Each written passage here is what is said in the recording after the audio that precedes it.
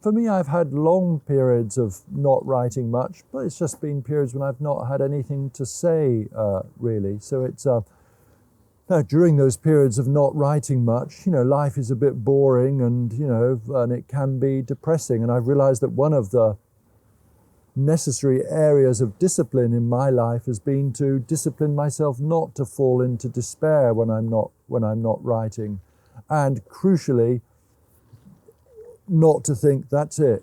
I'm completely finished. Although, of course, I have spent so much of my writing life, thinking that I'm finished as a writer.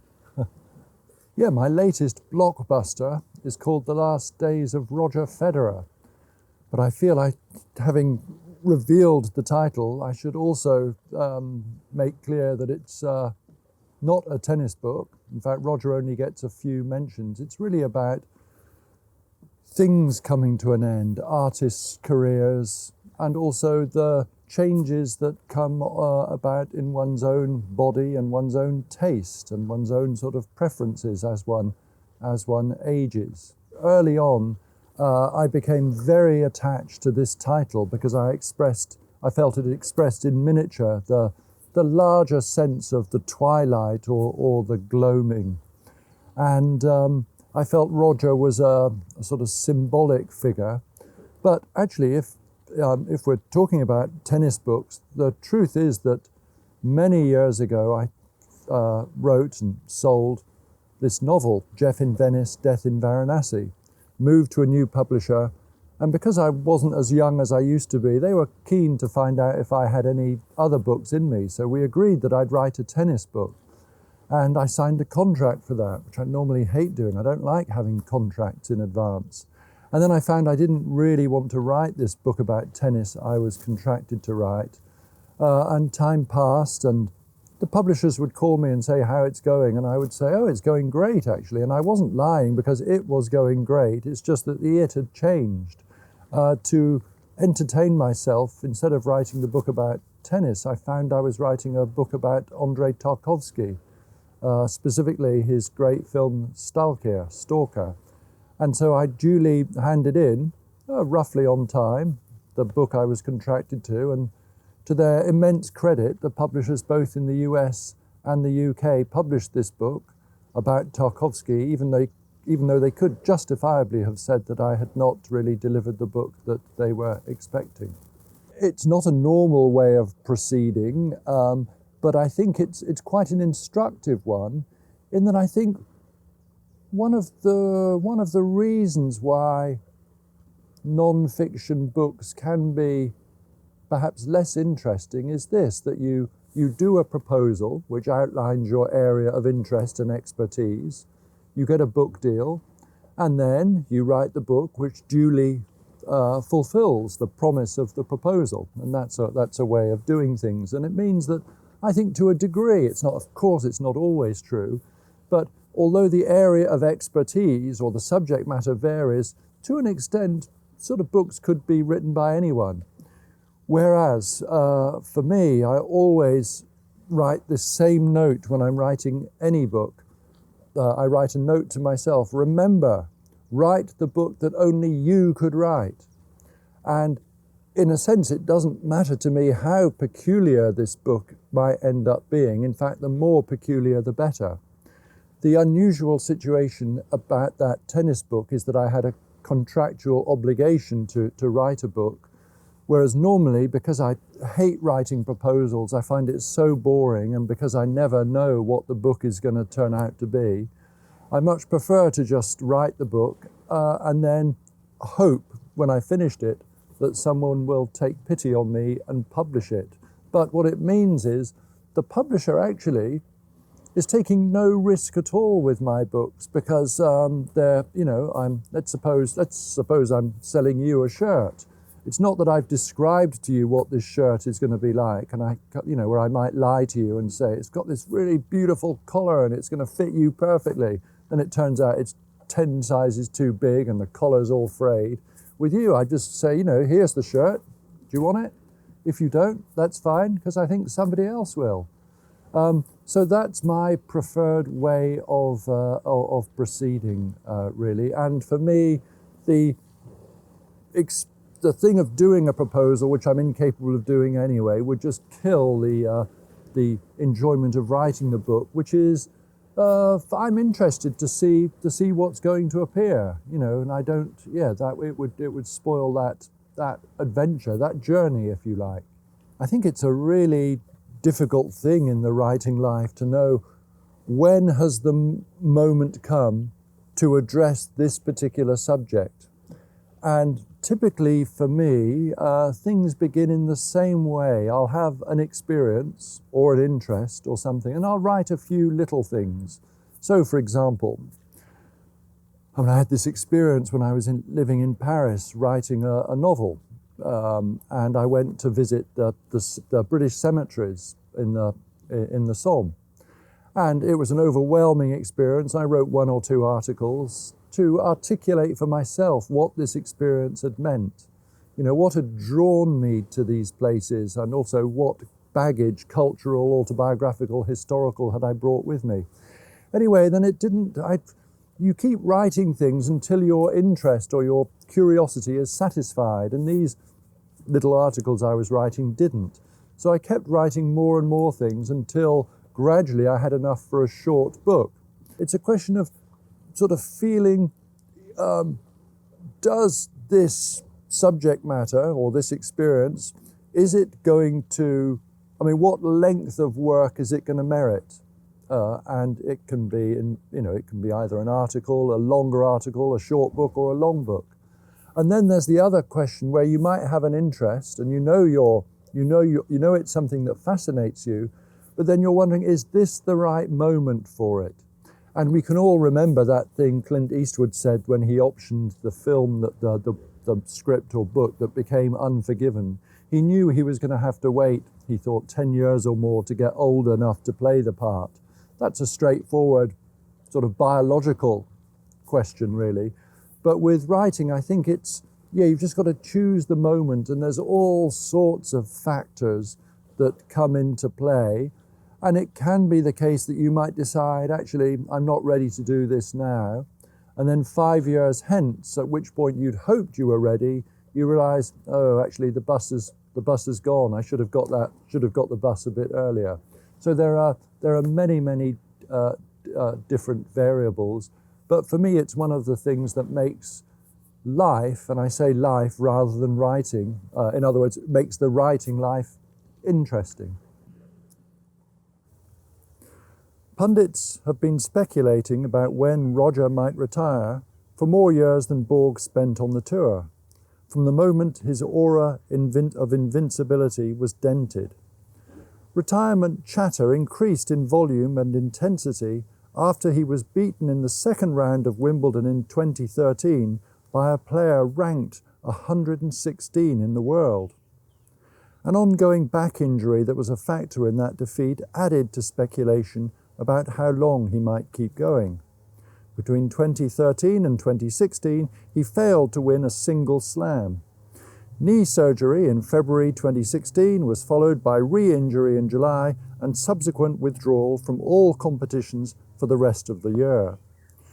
During this time, he batted away all questions of retirement as if doing drill on a practice court, with variations but no apparent lack of conviction. It wasn't just the tennis, he said. He also liked being on the tour. He liked the splendid hotels, the travel by private plane, the adoration. He liked inviting Dimitrov and Tommy Haas back to his suite for a sing-along. He liked going to all the different cities, even if, like most players, he didn't get to see much of any city, partly because turning up anywhere had the potential to create a love riot. In every post-final speech, whether as runner-up or victor, he said he'd be back next year. To be precise, he said he hoped to be back next year, and even if he wasn't back then, he always turned up the year after that, except at the French, which he tacitly admitted he had no chance of winning for a second time, until 2019, when he played Nadal in a semi-final rendered meaningless by hurricane-force winds. After losing to Nadal in the Australian Open final of 2009, he'd been reduced to tears. God, it's killing me, he said. But in the following years, he came to terms with the pattern whereby he sailed through the calm waters of the early rounds before coming up against either the swirling menace of Nadal's left hand or the Balkan wall of Djokovic's implacable defence. So even when it looked like he'd never win another slam, we were glad he kept playing, glad he didn't subscribe to Borg's zero-sum ideal of number one or bust, because it gave us all a chance to see him. It may have been impossible to beat Djokovic or Nadal, but against almost everyone else, it looked like he was playing the most perfect tennis possible. It was an illusion that we could all believe in. And then came the annus mirabilis of 2017, when he bounced straight back from knee surgery to win the Australian Open, Indian Wells, Miami, and Wimbledon. We weren't able just to see him. We were possibly seeing him at a new peak, when he was playing better than ever, and when our ability to appreciate what we were seeing, what we had previously taken for granted, had itself been greatly enhanced. The backhand had been vulnerable, constantly battered by Nadal's topspin forehand. Now he was hitting shoulder-high backhand winners in rally after rally. His haul of slams was 19, to be followed in 2018 by his 20th at Wimbledon and a couple of flickering returns to the number one spot. But the real triumph was beyond statistics and calculation. He'd again demonstrated that the most efficient way to play tennis was also the most beautiful, and vice versa. Aesthetics and victory could go hand in hand. When I was, I did actually do a proposal. I needed the money actually for my book about D.H. Lawrence. And we had these, I remember I went with my agent to have these 2 meetings in one day. One was with one publisher who was saying, "Now, I hope this is going to be a proper biography of Lawrence." And I said, yes, it will be. It'll be all sorts of new revelations. And I went to see a publisher later in the day who said, "We're sort of more interested in you than Lawrence. I hope it's going to be more about you." And I said, yes, it'll be much more about me.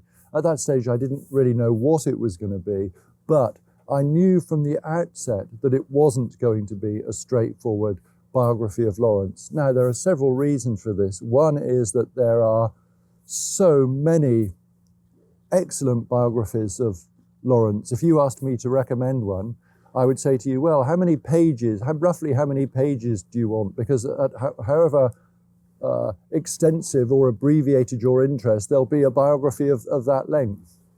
Lawrence is unusually well biographied, although as we speak, there's a new surge in Lawrence biographies. So there is the fact that they already exist, and also the fact that I really couldn't bear to do such a thing. It would be so boring to me, because although I am my own ideal research assistant, I don't really have that desire to go down into the rabbit hole of archives and all this kind of stuff. And also increasingly, I really don't like writing stuff that requires the conveying of information and facts. And of course, that's the first obligation of a biography. And you can do all sorts of other fancy stuff, but you need to do that. And that's something that I've got less and less appetite for. And sometimes this is interpreted as me being rather contemptuous of this more, shall we say, straight down the line writing. On the contrary, I feel a great indebtedness to people who do the donkey work, let's say, because that frees me to do my thing. And something that goes hand in hand with that instruction to myself of write only the book you could write is the feeling that I feel no desire at all in my books to write stuff that's already available in other books. So the fact that with certain subject matter, D.H. Lawrence, the First World War, or other things, the fact that you can get all the information you need elsewhere really frees me, I think, to do stuff that is unique to my particular book that can't be found elsewhere. So I feel there's a nice complementary relation with the more traditional biographies, for which, I repeat, I have the highest admiration. I mean, I've written, my new book is out now, and I've been surprised by by how vehemently hostile some of the reviews are. And then I remind myself that I've written a lot of hostile reviews in my time. Now, I don't think, though, that I, even at my youngest, most militant, showing-offy, aggressive, even as a sort of 35-year-old, swaggering around and looking to get into fights the whole time, I'm not sure I could have devoted a whole book just to take someone down. So I think it's more natural that one invests a great deal of energy in the things one loves. Now, Nietzsche, of course, famously says, the great venerators, the people who worship things, who love things, are also the great despisers. And of course, that's true. There's much that I despise. But I get that out of my system very, very quickly in an offhand way. But it's much more natural to spend time trying to work out why you love certain things. So we can go back to the tennis book that I failed to write when I wrote this book about Stalker instead. I mean, I first saw Stalker when I was, let's say, 21, 22. And what I was struck, the years passed, and I found that every time I saw it, and I did see it every time I got a chance to, always in the cinema, was that it was affecting me more and more deeply every time I saw it.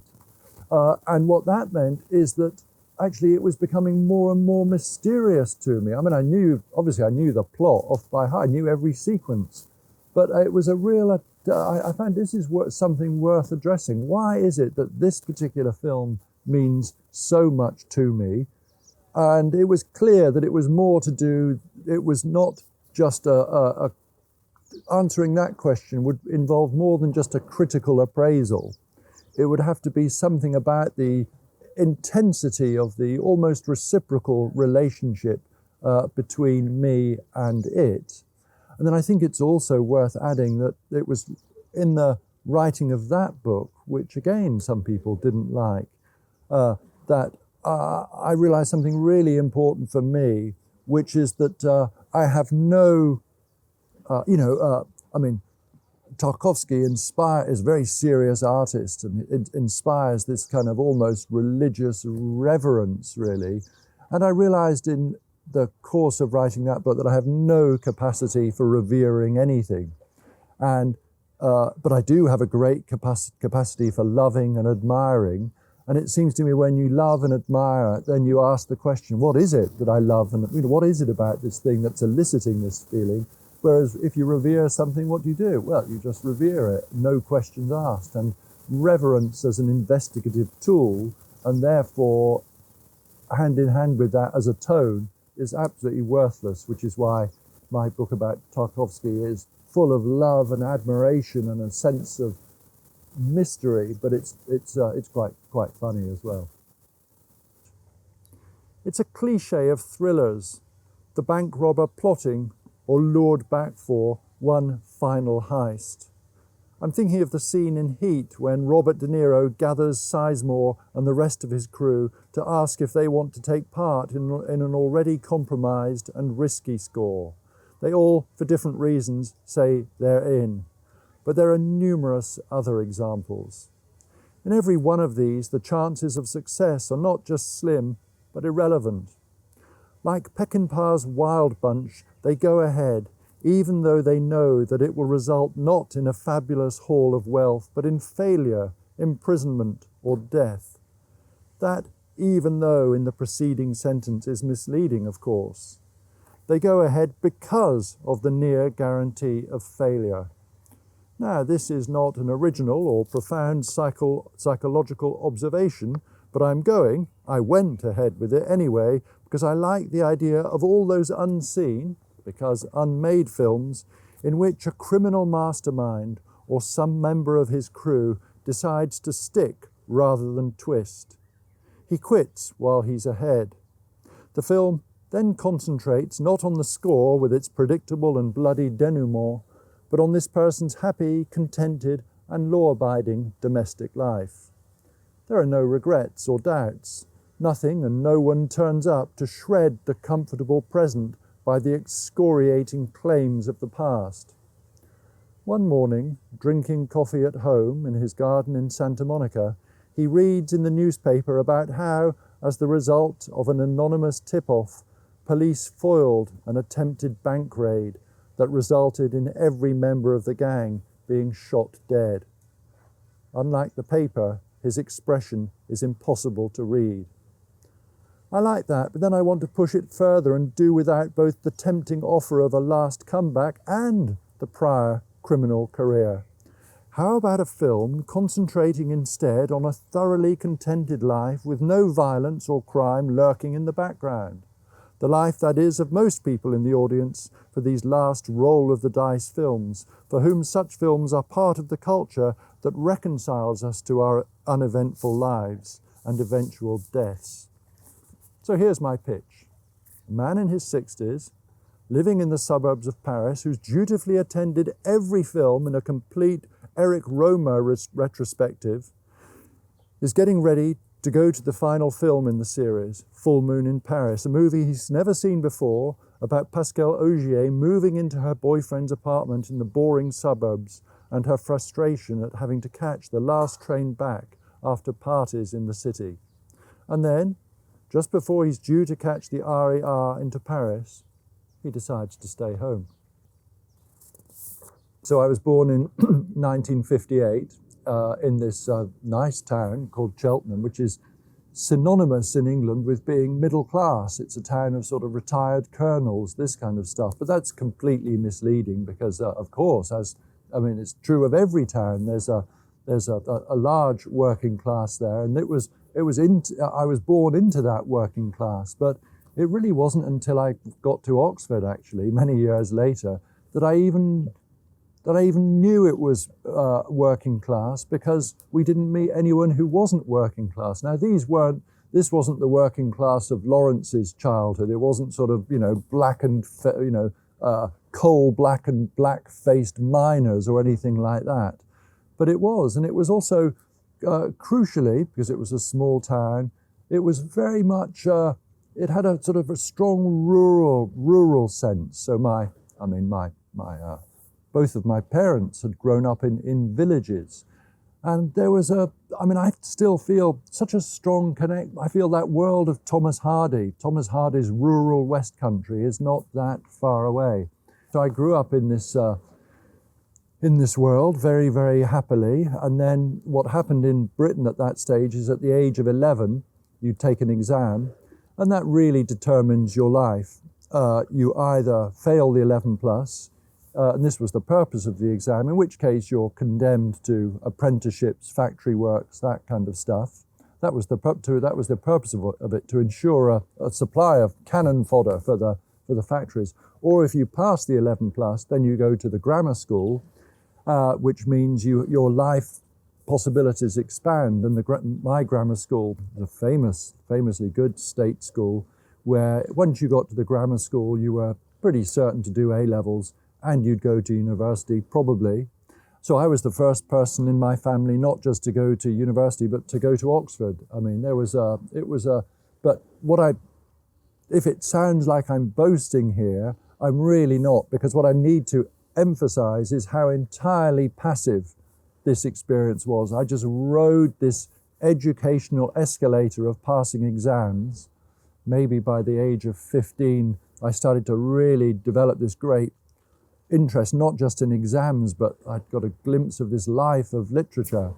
And then it took me to Oxford, and then I gradually realized that this process had actually involved more than just passing exams, more than just education, that there was a social dimension to it as well. The truth is, of course, at an earlier stage of one's life, there's all sorts of things you want to be. Of course, everybody wanted to be a footballer at one point.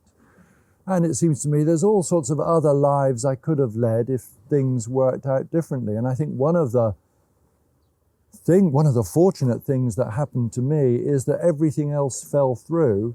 And I think writing has always been this nice thing of the safety net for those who've sort of messed up everything else. It's what's left. It's your last chance, the last throw of the dice, and it's there waiting for you at any age practically. And the writing I got into was such a natural extension of that life of being a student. I mean, if you ask what did I want to be, after a certain age, I just couldn't imagine any life better than being a student, because you could just read books and drink beer and see films. It's just a great life. So I've remained a sort of perpetual student in a way. But then I guess ambition plays a part. And, when I was at Oxford, I started to meet people whose ambitions were, I'd never heard anything like it before. So one of my friends, he was quite clear he wanted to be a film director. It was just mind-boggling to me. The world I grew up in, nobody had any remotely realizable ambition. All they would have would be a dream, and the nature of that dream served partly to reconcile themselves to the reality of their actual circumstances. So you might dream of being a golfer, but really that would mean you're going to end up being a caddy on, that kind of thing is what was going on. But, and then of course now I know all the people I know are writers, artists or whatever. And I like the life of the artist seems a rather nice one compared with the austere clerical life of being a writer.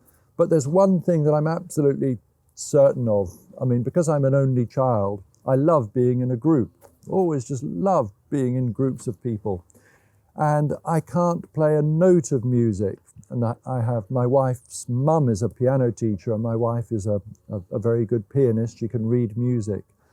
And that is both so mysterious to me, and equally I know what my idea of perfect happiness would be. That is to say, I'd come to some place like this, let's say a place not like Denmark where everyone speaks English, but a place where, let's say, nobody speaks English and I don't speak the language of the hosts. But, we'd get together playing different instruments and we'd all jam together. And I know that would be my idea of bliss. That would be pure happiness. We'd be in a group, it would be improvising, there'd be all sorts of musical joking around, and I would love it. So I think in a way my book, But Beautiful, was, I realize now it was a way of fulfilling that dream I had of sitting around with musicians, not just some random musicians I happened to bump into in Denmark, but really, some of the greatest musicians of all time. And it was in the 1980s, I think I had published one novel, and I was listening to a lot of jazz. I was loving jazz so much. I can remember so clearly, I'd sort of lie in the bath and I'd think, I'm going to write a great book about jazz. Something about a bath, it's so conducive to megalomania. And then I'd get out of the bath and say, well, I can't possibly do that. But then I realized that it was actually, since there was nothing that fascinated me more, that I was spending all my time trying to read about jazz and learn about it. There was nothing else I could write a book about. So to cut a long story short, I had a very good relationship with the woman who'd published my novel. And I said, I really want to write this book about jazz, but if I do it, I need to go to America.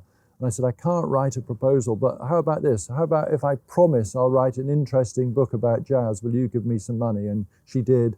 I went to America, wrote this book, which had the form and the style it did, precisely because of my inability to do anything else, because I could, I don't know what it means to say G major or anything like that, because I didn't have recourse to any other